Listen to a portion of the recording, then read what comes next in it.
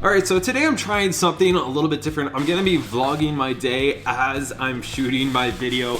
And this video is obviously going to be about the 5 things I learned from Rich Dad, Poor Dad. We might have a few bonuses in there.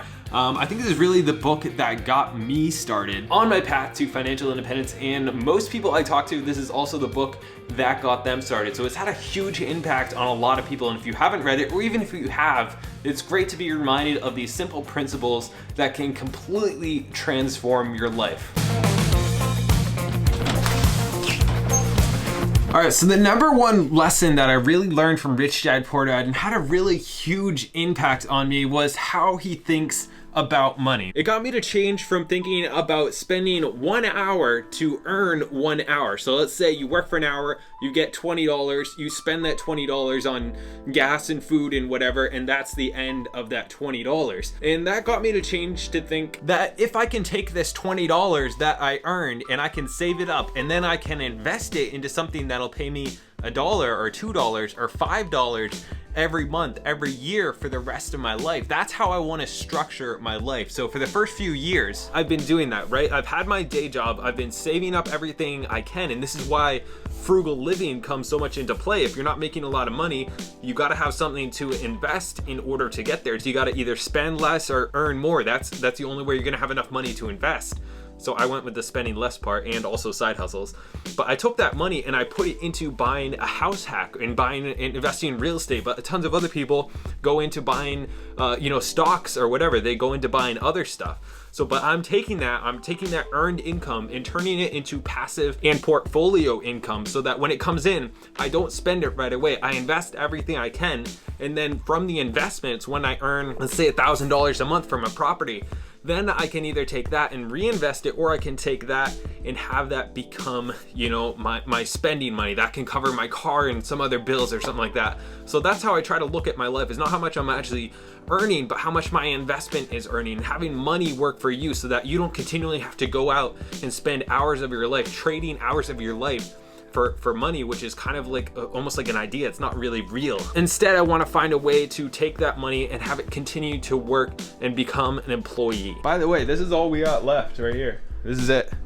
Just got to clear this out when I can borrow a truck sometime, and ready to be rented. So if you know anybody who wants to live in my apartment,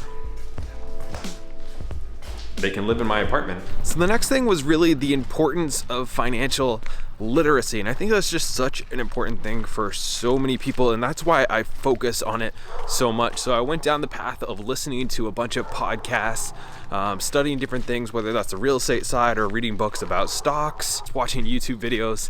And what's really helped me is telling other people about it. So in order for me to learn something really well, if I can research a video and I can explain it to people on a video, or I can explain it to my friends, then I really start to understand it. And once I start to understand it, it can open up a whole bunch of possibilities. So people will spend the better part of every day working for money, but most people won't take the time to understand money and how to make it work for them. And that's why I'm so passionate about teaching financial literacy, which is what a lot of my channel is about, and also learning it, because who wants to spend 50 years working for money so that you can enjoy it for 5 or 10 years? It's been like the first decent day around here. It's got to be like 50 out, which is like balmy weather in New Hampshire. So the next one was kind of learning the difference between an asset and a liability, right?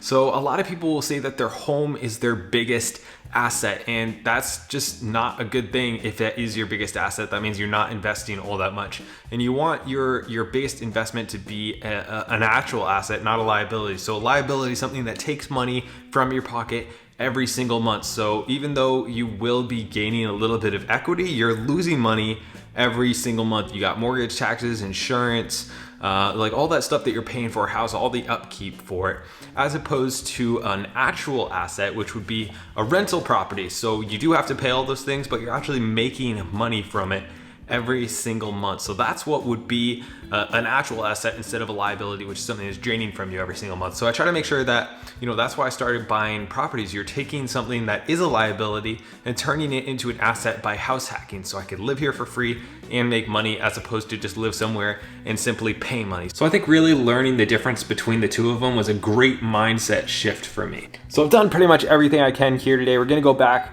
to my other one. We're gonna go work on the Airbnb. We gotta put in some floors, gonna try to get this ready to rock and roll this weekend.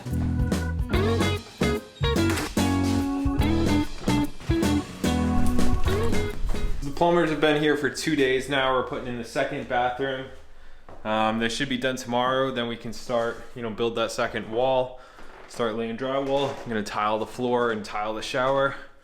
We'll see how long that takes. This tonight's project, we're refinishing the cabinets here. So another one for me that's been really big is just the idea of minding your own business. So even when I had my day job and I had all this other stuff going on, I was always trying to focus on my side hustles. What he was talking about here was kind of like always pay yourself first, always invest in yourself, always work on your own company. And for me, that was kind of figuring out how to build a brand on myself. So that's what I've been trying to do recently is with side hustles. I've been learning photography and doing like all this stuff so that on the side, I can have these side projects going on that can eventually turn into something else. I think this is something that's kind of very entrepreneurial. So while you're working at this job that is a means to an end, that you're focusing on your goal, you're focusing on building your own company and not just on the others around you. Because eventually, if you're this entrepreneurial type of person, you're gonna wanna do your own thing. So if you're positioning yourself for years, you're laying that groundwork and you don't have to do it all at once you leave your business. That can really help you out a lot. All right, I'm going back to painting cabinets. So there's been a slight change of plans this week and it's kind of thrown me off a little bit, but we're gonna turn this into an Airbnb. This is my old place. So we're just gonna leave all the furniture here. We'll probably just get new stuff or something. But if you want to be one of the first people to stay in my Airbnb, message me down below and come check it out. It's in Manchester, New Hampshire. So I'm doing that, gonna go get a bunch of stuff. We're gonna try to get this up and running tomorrow. Not quite ready yet, but we're gonna make it happen.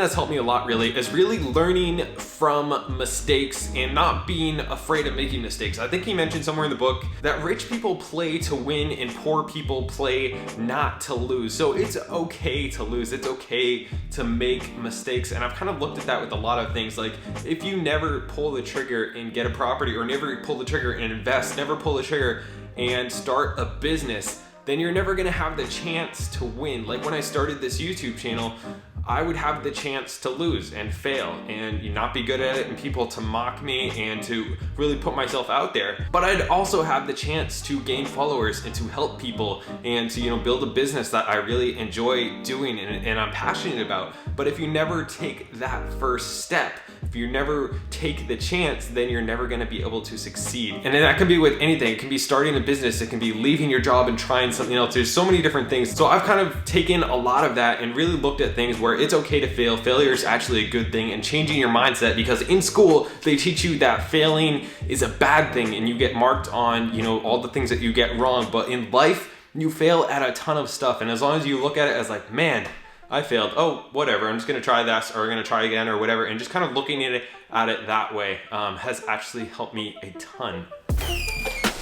The mattress got here.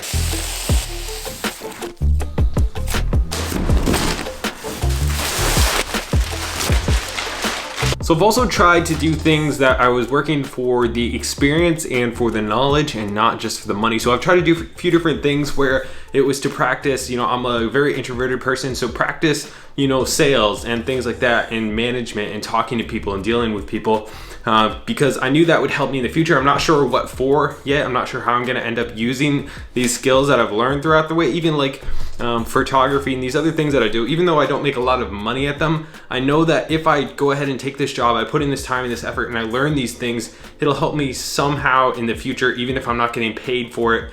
Like with money right now, I know that in the future I'll have these skills for the rest of my life. He talks about that a lot in the book when he's talking about people who aren't in sales should take sales courses, because that will help them whatever business they start down the road. And that's why I've done a few different salesy things. Even though I don't like being like a salesy person, it is good skills to have for whatever. I'm sure they'll help me at some point in the future. All right, so that's what I got. If you guys enjoyed this style of video, or you want me to do just plain out vlogs without the other content, or if you think it makes the other content more interesting, just let me know.